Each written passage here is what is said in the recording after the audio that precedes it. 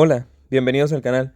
Mi nombre es Alejandro Santana y el día de hoy vamos a resolver el ejercicio 27.11 del libro de Tippens, Física, Conceptos y Aplicaciones. Dice así: una lámpara tiene un filamento con una resistencia de 80 ohms conectado a 100 volts de corriente directa. ¿Cuánta corriente pasa por dicho filamento? Y nos hacen otra pregunta que dice: ¿cuál es la potencia que se disipa en watts? Bueno, entonces aquí hablamos de una lámpara que vendría siendo como un foco, y en la parte que dice filamento no es más que los hilos que se le ven a los focos que se colocan en los techos o en las lámparas. Tiene unos pequeños hilitos que son, digamos, como los conductores por donde pasa la corriente. Entonces nos dice que tiene una resistencia de 80 ohms y que está conectado a 100 volts de corriente directa, y nos preguntan por la corriente que pasa por dicho filamento. Pues en este caso no es más complicado que utilizar lo que ya hemos visto de la ley de Ohm, que nos dice que la forma en que la memorizamos era de la siguiente manera: que el voltaje era igual al producto de la corriente por la resistencia. Entonces, en este caso, como nos preguntan por la corriente que pasa por dicho filamento, simplemente habrá que despejar I. Entonces vemos que la resistencia está multiplicando ahí, entonces R tendría que pasar al otro lado dividiendo. Nos quedaría V entre R, y ahí tendríamos despejado ya I. Por lo tanto, solamente hay que sustituir. Entonces dice que el voltaje son 100 volts y que la resistencia es de 80 ohms.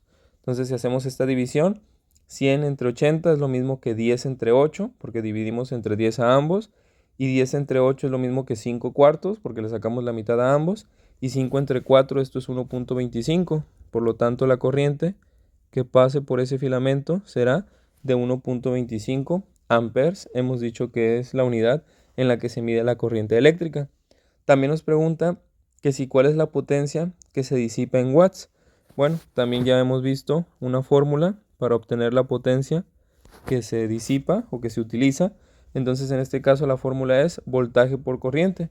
Como ya teníamos el voltaje que eran 100 y tenemos la corriente que es 1.25, no solamente tenemos que sustituir. Entonces 100 volts por 1.25 amperes.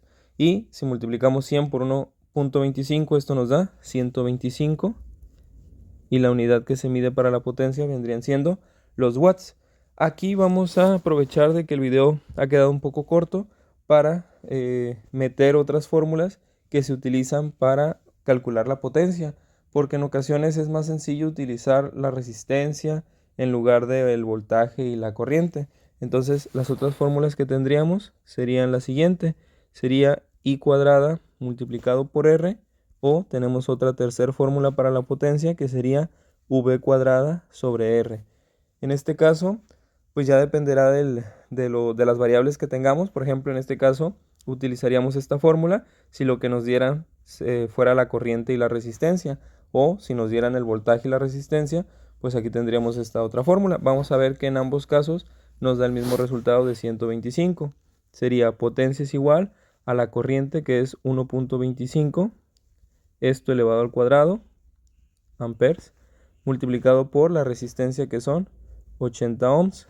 Si yo hago esta multiplicación, potencia es igual 1.25 por 1.25. Voy a traer la calculadora. Esto me da como resultado 1.5625. Y si multiplico eso por 80, eso me da el 125, que es el mismo resultado que teníamos acá, pero no serían amperes, serían watts. ¿Ok? Y aquí ahora tenemos el voltaje. Tenemos entonces que el voltaje son 100 volts. Entonces 100 volts al cuadrado, esto sería 10.000. Y 10.000 lo vamos a dividir entre 80.